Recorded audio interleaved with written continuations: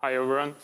So we were going to talk about how to audit differential private machine learning methods. And so just give a brief background. When we do machine learning, we start by having a data set and we train a model on that and we get a set of parameters. And what we mean by having a differential private machine learning algorithm is that if you have a data set and we have another data set that is slightly different, both of the models that we train on either of these data sets look similar. Or in other words, if I have these two models, one is trained on D, one is trained on D prime, the D and D prime are very similar to each other, and I have an adversary here, and I ask this adversary, can you guess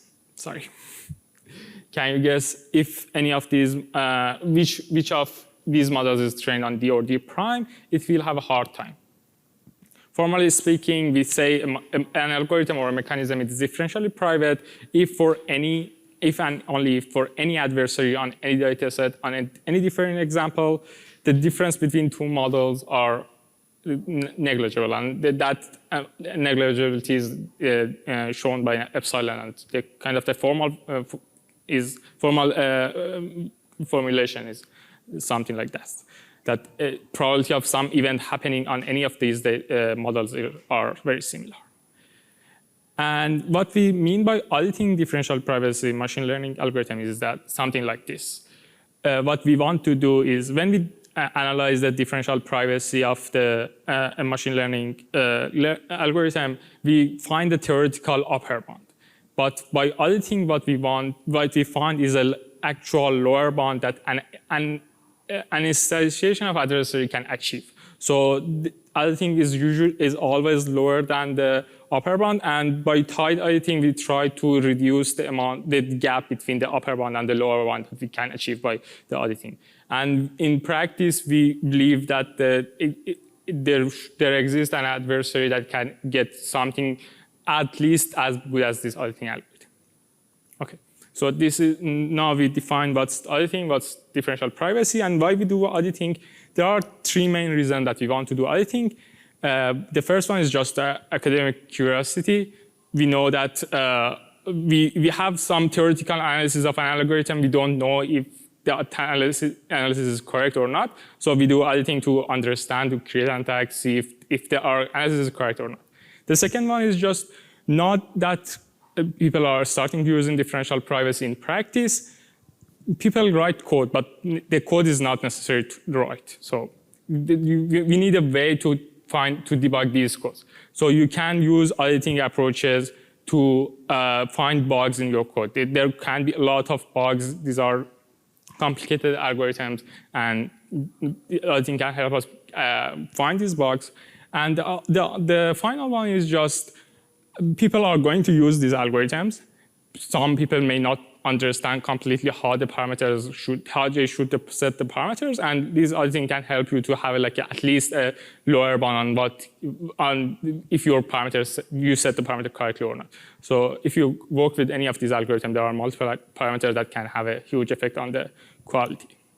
So how do we do the auditing? It's pretty simple. We create a game. We have a first actor who call it crafter, who creates two datasets D and D prime. And now we get D and D prime, we train a model on either D or D prime, and we create a distinguisher who wants to find out if we train the model on D or D prime. So this is a game. And we take this game, and what we want in general is to find an epsilon. So we love epsilon. We say differential privacy is epsilon delta. So we want for auditing to have a epsilon parameter as well. So what we do is we take this game, we run it multiple times, and then what we do is just we see how many times this distinguisher that we have could guess correctly. And based on that, we can estimate a lower bound on the epsilon. So this is a general approach that exists. We use this formula that's from 2015 to audit the algorithm. So there exist multiple works that show the PhD results are tight. So that means that we can actually use auditing to do all of the reasons that I mentioned. We can use it to do debugging. We can use it to find if the parameters are wrong or not. So what we found out is that If you look at the existing work, the auditing framework that currently exists are tight, but only in the worst case. And they need a lot of runs, like in millions of runs to get these tight results. And if we go just slightly from the worst case, the results are going to get loose. What that means is that if you want to actually run it in practice, none of these things are going to work in practice. So nothing is practical. So the question is, how can we solve it? So if we look at how we actually do the auditing, we see that we don't actually take any assumption about the mechanism that we use to train these models. We don't assume anything about the DPSGD. And if you're a bit familiar with how we analyze the privacy of DPSGD, you know that we actually use a lot of assumption that it's a subsample Gaussian mechanism to do the privacy analysis. So the idea that we have in work is that we want to create an auditing scheme for a specific DP mechanism. We don't want to create an auditing scheme for a general epsilon delta mechanism. We want it to be something specifically for example, DPSGD. And this can be extended to other algorithms. But we are focusing on DPSGD because it's more popular. So how are we gonna do it? We're gonna take an idea use a concept from DPSGD literature called trade-off function. Don't worry about it. It's a very simple idea. It's that if you have two distribution, what is the best, what false positive and false negative, the best theoretical distinguisher can achieve. So for a given false positive, what is the best false negative? And you can prove that you can get better than it. This is called trade-off function. This is very similar to how we usually analyze the other security system. We use RRC curve. This is very similar to that.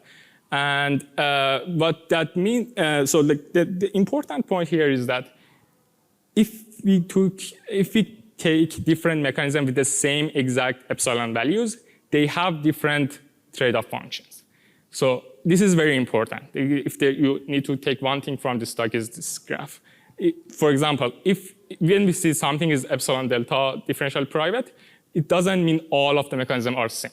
Different mechanisms have different behaviors, but all of them have some are bounded by epsilon delta.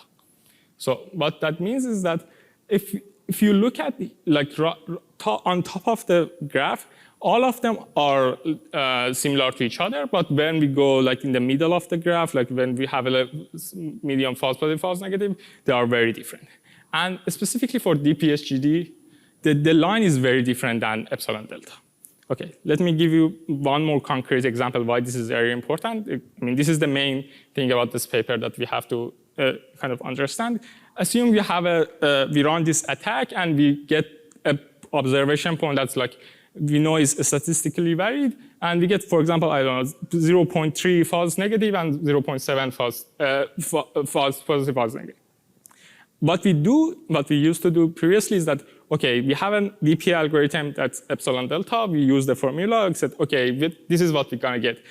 If we assume something is epsilon delta private, and with these numbers, probably the epsilon was something like 0.3.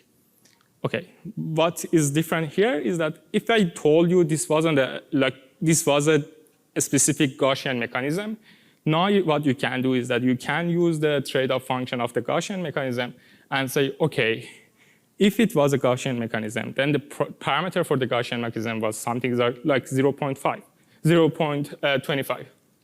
And that means that this is equivalent to an epsilon of 1. So there is a huge gap here. And this is why we can get better results. And to kind of just make it clear, actually there exists a better attack that if you would able to run that attack, you would get the same epsilon, either use use a trade-off function of the Gaussian mechanism or normal DP. But that attack, for that attack, you need to have an attack with a very low false positive rate. So it's very hard to find that attack, but if you use the Gaussian mechanism trade-off function, then we can do it easier. So this is the main idea behind this paper. And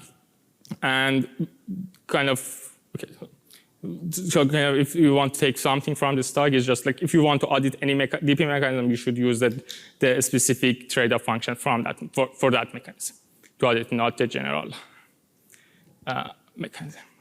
So the other thing that we're gonna do, this is specific to DPSGD, is that DPSGD is an iterative algorithm. And so what you can do is just, in stuff, and we said from the, like when we want to do auditing, we need the multiple observation. What we can do is just like take the DP mechanism. We know it's repetitive.